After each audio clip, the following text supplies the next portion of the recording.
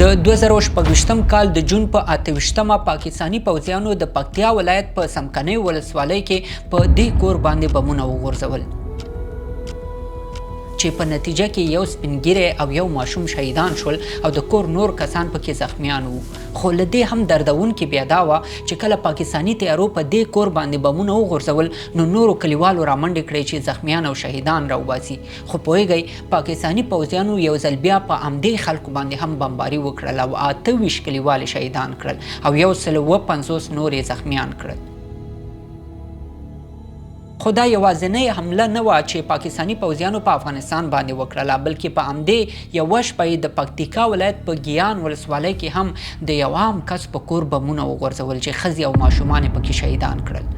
دې خوا په کونړ ولایت کې هم د یو عام کس کور بمبار شوی دی. خو پاکستان له 2022 کال راهیسې تر اوسه پورې په افغانستان کې دننه له 10 ځلونه ډېرې حملې او بمبارونه کړي دي او دومره بمبارۍ او حملې په بله خاوره باندې حتی هغه ملکونه هم نه کوي چې عملاً یو هیواد اشغال کړی. تر ټولو بده یې دا چې د ډیرو هیوادونو مشران او رهبران دا حملې وغندي خو د طالبانو عمومي مشر په دې ټولو بمباریو باندې خاموش وي.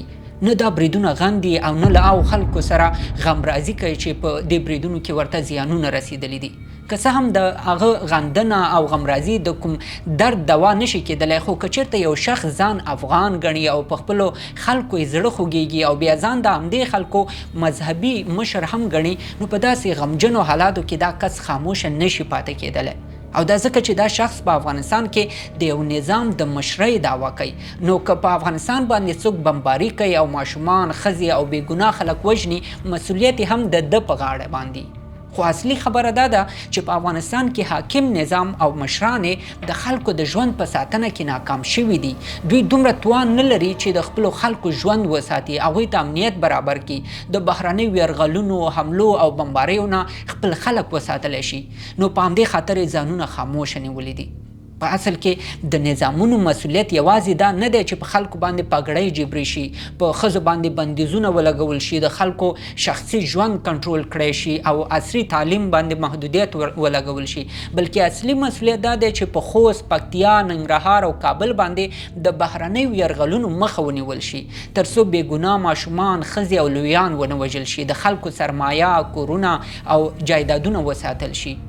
اوس به تاسو فکر کوئ چې طالبانو خو لږ تر لږه د پاکستان د حملو په مقابل کې هر ځل غچ یا بدل اخیستی دی. خو راځئ یوه شیبه له احساساتو اخوا یو څه فکر په دې وکړو چې د طالبانو دې غچ اخیستلو افغانانو ته تر اوسه پورې کومه فایده ورسوله. دې غچ د هغه ماشوم لپاره کومه فایده کړې ده چې پلار او مور او ټوله کورنۍ د پاکستان په یوه حمله کې شهیدان شول. دې غچ اخیستل هغه کس ته څه فایده کړې ده چې ټوله کورنۍ د پاکستان په حمله کې تباه شوه. دې غچ اخیستل د هغو سلګونو کورنیو ته څه فایده ورسوله چې د پاکستان په حملو کې خپل عزیزان له لاسه ورکړي دي. په اصل کې د غچ یا بدل اخیستلو هدف احساسات نه وي، بلکې د غچ اخیستلو هدف دا وي چې دښمن بیا دومره جرأت او وسه پیدا نه کړي چې په دویم ځل ستا په خاوره باندې حمله وکړي او بېګناه خلک درته ووژني. خو موږ ګورو چې پاکستان له بار بار غچ اخیستلو سره سره نه یوازې خپلې حملې نه دي بندې کړي بلکې لا یې شدت پکې راوستی دی.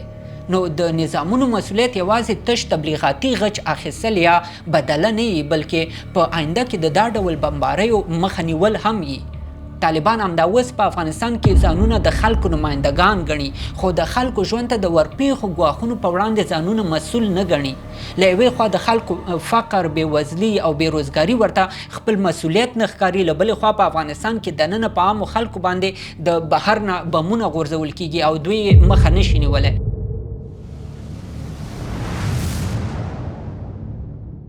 له دې سره سره په ټوله دنیا کې داسې یو سازمان یا ملک هم نشته چې په افغانستان کې د پاکستاني پوځیانو لخوا د شهید شوو ماشومانو او ښځو او د هغوی کورنیو ته د عدالت غوښتنه وکړي یا په پاکستان باندې لږ تر لږه فشار واچوي چې په افغانستان کې له دغو حملو نه نور لاس واخلي. او دا حالت هم په افغانستان کې د اوسني حاکم نظام له امله رامنځته شوی دی، ځکه چې نړیوال سازمانونه او هیوادونه د دوی نظام په رسمیت نه پیژني او دوی ځکه د طالبانو نظام په رسمیت اهمیت نه پیژني چې طالبانو په افغانستان کې دننه په عامو خلکو باندې بندیزونه لګولي دي، د خلکو فطري ازادي له منځه وړې ده، د خلکو اساسي حقونو ته احترام نه کوي، او تر ټولو مهمه دا چې د افغان ښځو په تعلیم او کار باندې بندیز هم لګولی دی. او مهمه دا چې دا هغه غوښتنې دي چې په خپله افغانان هم له اوسني حاکم نظام نه لري، خو طالبان ورته بیا هیڅ ډول اهمیت نه ورکوي.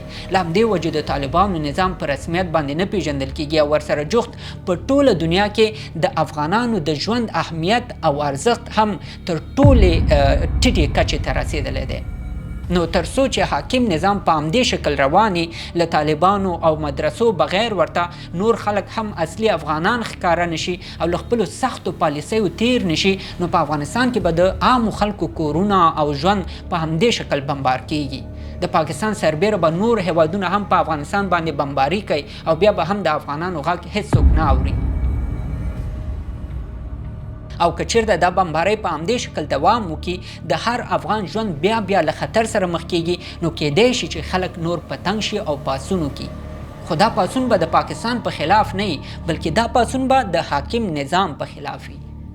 نو د افغانانو ژوند ته خطر هغه وخت ختمېدلی شي چې اساسي ستونزه حل شي، او اساسي ستونزه دا ده چې حاکمان هر افغان ته د یو انسان په سترګه وګوري، د خپلو غوښتنو په ځای د خلکو غوښتنو ته پام وکړي، ټولو افغانانو ته د تعلیم زمینه برابره کړي، ښځو ته د کار او ژوند کولو فرصتونه برابر کړي، او د انسانانو په توګه د ټولو افغانانو حقونو ته احترام وکړي. دا و زموږ د نن ورځې ویډیو. تر بیا د الله په امان.